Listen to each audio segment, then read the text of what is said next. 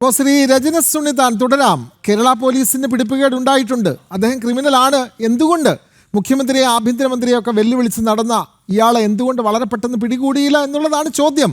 നമ്മൾ അദ്ദേഹം ക്രിമിനൽ അല്ല എന്ന് പറഞ്ഞില്ല. ഇത്രയും വെല്ലുവിളിച്ച് ജനങ്ങളെ പോലും ഇത്തരത്തിൽ ഇളിഭ്യരാക്കി, പോലീസിനെ ഇളിഭ്യരാക്കി പോയ ഇയാളെ എന്തുകൊണ്ട് വളരെ പിടികൂടാൻ പോലീസിന് കഴിയാതെ പോയി? അത് പിടിപ്പുകേടല്ലേ എന്നാണ് ചോദ്യം. നോക്കൂ അനൂപ്, ഇതിനകത്ത് ഈ പറയുന്ന പിടിപ്പുകേട് എന്ന് പറയുന്നതിന് വിനോദ്, ഇതിനകത്ത് പിടിപ്പുകേട് എന്ന് പറയുന്നതിനപ്പുറം തന്നെ കേരള പോലീസിനെ സംബന്ധിച്ച് ആയങ്കിയെ പിടിക്കുവാൻ വേണ്ടിയുള്ള കാര്യങ്ങളുമായി മുന്നോട്ട് പോവുകയും ഈ ആയങ്കിക്ക് സംരക്ഷണം കൊടുത്തുകൊണ്ട് പോകുന്നതും അല്ലെ അദ്ദേഹവുമായി ബന്ധപ്പെട്ട് ഇത്രയും വലിയ കാര്യങ്ങളൊക്കെ വളർന്നു വന്ന പ്രസ്ഥാനത്തിൽ നിന്ന് പഠിച്ചു വന്ന ആളല്ലേ ഈ പറയുന്ന, ഞാൻ മുമ്പേ പറഞ്ഞ പോലെ വൈഫൈ കോളിങ്ങും ഈ പറയുന്ന IP മാസ്കിംഗ് ഒക്കെ നടത്തി വീഡിയോ ഇട്ട് പോലീസിനെ പറ്റിക്കുന്ന രീതിയിലേക്കുള്ള കാര്യങ്ങളെല്ലാം പഠിച്ചു വന്നത് വളർന്നു വന്ന പ്രസ്ഥാനത്തിൽ നിന്ന് പഠിച്ചുകൊണ്ട് വന്ന ആളുകളല്ലേ. അപ്പൊ അതുമായി ബന്ധപ്പെട്ട് പല കാര്യങ്ങളും പഠിച്ച് വന്നിട്ടുള്ള ആ ക്രിമിനൽ ബുദ്ധിയുള്ള ആളുകളാണ്. പോലീസിനെ സംബന്ധിച്ച് പോലീസ് പിടിക്കാതിരുന്നിട്ടൊന്നുമില്ലല്ലോ. പോലീസ് ഈ പറയുന്ന ഈ ആയങ്കിയെ പിടിക്കുമ്പോൾ തന്നെ 55 പേരെ അതുപോലെ ക്രിമിനലായിട്ടുള്ള ആൾക്കാരെ ഈ ഓപ്പറേഷൻ ലിപ്പുമായി ബന്ധപ്പെട്ട് പിടിച്ചിരിക്കുകയാണ്. അത് മാത്രമല്ല വിനോദ, ഒരു കാര്യം നമ്മൾ ശ്രദ്ധിക്കണം. ഇപ്പൊ എന്റെ സുഹൃത്ത് ശ്യാം വളരെ വലിയ വിശാലമായൊക്കെ സംസാരിച്ചല്ലോ. ശ്യാമിനോട് എനിക്ക് ഒരുപാട് കാര്യങ്ങൾ പറയാനുണ്ടെങ്കിലും ശ്യാമിനോട് ഒറ്റ കാര്യം പറയാനുള്ളൂ. തള്ളിപ്പറഞ്ഞ കാര്യങ്ങളൊക്കെ പറയുന്നുണ്ടല്ലോ. വടകരയിലെ ഒഞ്ചിയം ഓർമ്മയുണ്ടോ ശ്യാമിന്? പത്മിനി എന്ന് പറയുന്ന ഒരു സ്കൂൾ ടീച്ചറുണ്ട്, നിങ്ങളുടെ പാർട്ടിക്കാരിയായിരുന്നു, ഓർമ്മയുണ്ടോ? കൊടി പിടിച്ചത് CPM-ന്റെ കൊടിയാ പിടിച്ചത്. ആ ടീച്ചർ അമ്മയുടെ മകന്റെ പേരായിരുന്നു TP ചന്ദ്രശേഖരൻ എന്ന്, ഓർമ്മയുണ്ടോ ശ്യാമിന്?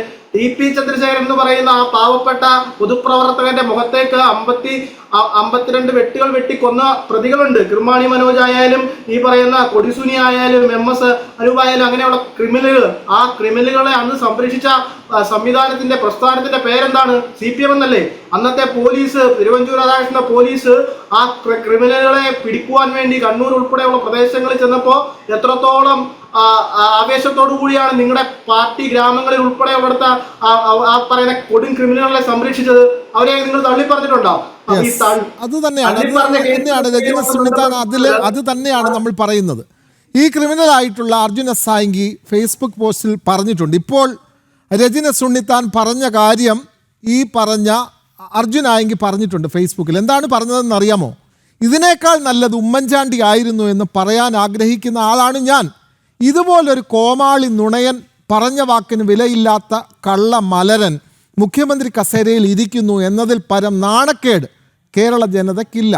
അത്രയും മോശപ്പെട്ട ഭാഷയൊന്നും നമ്മൾ ഉപയോഗിക്കാൻ പാടില്ല. അത് പ്രകോപനപരമാണ്, മുഖ്യമന്ത്രിക്കെതിരായ വെല്ലുവിളിയാണ്. പക്ഷേ രജനീസ് പറഞ്ഞ അതേ ആശയത്തിലാണ് അർജുന സായങ്കി പറഞ്ഞു. ഉമ്മൻചാണ്ടിയുടെ സർക്കാരായിരുന്നു ഇതിലും നല്ലത്.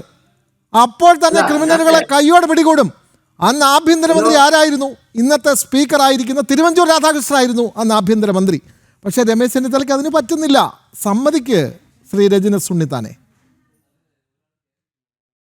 എനിക്ക് മനസ്സിലായില്ല. ഈ ആയങ്കി ഫേസ്ബുക്കിൽ കൂടെ മുഖ്യമന്ത്രിയോ അല്ലെങ്കിൽ ആഭ്യന്തരമന്ത്രിയോ എന്തെങ്കിലുമൊക്കെ പറഞ്ഞ് അതിന് മറുപടി നൽകുവാൻ പോലും ഒരു ചാനൽ ഫോണിൽ ഇരുന്നുകൊണ്ട് നമ്മൾ തയ്യാറായത് എന്നുള്ളതാണ് എനിക്ക് ഒന്നാമതായി പറയാനുള്ളത്.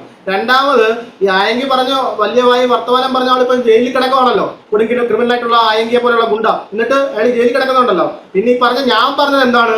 അന്നും ഈ CPM എന്ന് പറയുന്ന പ്രസ്ഥാനം ഇപ്പൊ എല്ലാവരും തള്ളിപ്പറയല്ലോ. ഓരോ കേസിലെ പ്രതികളായിട്ട് അല്ലെ ഗുണ്ടകളായിട്ട് വരുന്നവരെയൊക്കെ തള്ളിപ്പറയുന്ന പ്രസ്ഥാനമുണ്ടല്ലോ. ആ പ്രസ്ഥാനത്തിനകത്ത് നിന്നുകൊണ്ട് ഈ പറയുന്ന രീതിയിലേക്കുള്ള ഈ പറയുന്ന ഗുണ്ടകൾ കൊടി ക്രിമിനലുകൾ ചെയ്ത കുറ്റവാളിത്തരം കാണുമ്പോൾ അന്നേരമൊന്നും അവരെ തിരുത്താതെ അവരെയൊക്കെ സംരക്ഷിച്ച് അവർക്ക് പാർട്ടിക്ക് വേണ്ടി അവരെ TP ചന്ദ്രശേഖരനെ പോലെയുള്ളവരെയൊക്കെ കൊല്ലാൻ വേണ്ടി പറഞ്ഞു വിട്ടിട്ട് അവരെയൊക്കെ പ്രതികളായിട്ട് വന്നു കഴിയുമ്പോൾ അവരെ പിടിച്ചു കഴിയുമ്പോൾ ഇവരുടെ കയ്യൊഴിയിലുണ്ടല്ലോ, ഞങ്ങള് തള്ളിപ്പറഞ്ഞവരാണ് എന്നൊക്കെ പറഞ്ഞുകൊണ്ട് ആ ഒരു കയ്യൊഴി ശരിയല്ല എന്നാണ് ഞാൻ പറഞ്ഞതിന്റെ ഉപമ എന്ന് പറയുന്നത്. അതാണ് ഞാൻ പറഞ്ഞത്. തിരുവഞ്ചൂർ രാധാകൃഷ്ണന്റെ പോലീസ് പിടിക്കാൻ ആ ക്രിമിനലുകളെ സംരക്ഷിച്ചത് CPM ആണ്. അതുമായി ബന്ധപ്പെട്ട പോലീസ് ഒന്ന് ഈ പറയുന്ന ക്രിമിനലിനെ പിടിക്കാൻ പോയതിന്റെ കാര്യം പറഞ്ഞത്. അതുപോലെ തന്നെ ഈ ആയങ്കിയെ സംബന്ധിച്ച് ഞാൻ പറഞ്ഞല്ലോ, ഈ ആയങ്കിയെ സംബന്ധിച്ച് കേരള പോലീസ് എത്രത്തോളം ശക്തമായി തന്നെയാണ് മുന്നോട്ട് പോയത് എന്ന് നമുക്കറിയാം. ആയങ്കിയുമായി ബന്ധപ്പെട്ട് അയാളെ അനങ്ങാൻ സമ്മതിക്കാത്ത രീതിയിലേക്ക് പോയി അവസാനം അയാളെ പിടിച്ച് കൊണ്ടുവരുന്നതൊക്കെ നമ്മൾ കണ്ടത്. അതുകൊണ്ട് കേരള പോലീസിന്റെ എന്താ കേരള പോലീസിനെ ചോദ്യം ചെയ്യാനോ ആ വകുപ്പ് മന്ത്രിയെ ചോദ്യം ചെയ്യാനോ ഒന്നും നോക്കണ്ട. കാരണം കേരള പോലീസും വകുപ്പും സർക്കാരും ഒക്കെ സജ്ജമാണ് ഇനിയുള്ള ക്രിമിനലുകളെയും ഇതുപോലെ റീൽസ് എടുത്ത് ഇതുപോലെ ഈ ജനങ്ങളെ ബുദ്ധിമുട്ടിക്കുന്ന അല്ലെങ്കിൽ ജനങ്ങളുമായി ബന്ധപ്പെട്ട് നിന്നുകൊണ്ട് അല്ലെങ്കിൽ അവരെ ഭീഷണിപ്പെടുത്തുന്ന ഇതുപോലെ കള്ളക്കടത്തും സ്വർണ്ണക്കൊള്ളയും മോഷണവും ഒക്കെ നടത്തുന്ന ക്രിമിനലുകൾ അത് ഇനിയും ലിസ്റ്റിലുണ്ട്. ആ ലിസ്റ്റിലുള്ളവരെയൊക്കെ ഈ ഓപ്പറേഷൻ ഗ്രിപ്പ് എന്ന് പറയുന്ന സർക്കാരിന്റെ ആഭ്യന്തര വകുപ്പിന്റെ പോലീസ് സംവിധാനം ഉൾപ്പെടുത്തി ഓരോരുത്തരെ പിടിക്കും. അന്നേരം എല്ലാം അവരെയൊക്കെ പറയുന്നത് ചിലപ്പോൾ എനിക്ക് ഒരുപാട് CPM-കാരായിട്ടുള്ള നല്ല ആളുകളൊക്കെ ഉണ്ട്.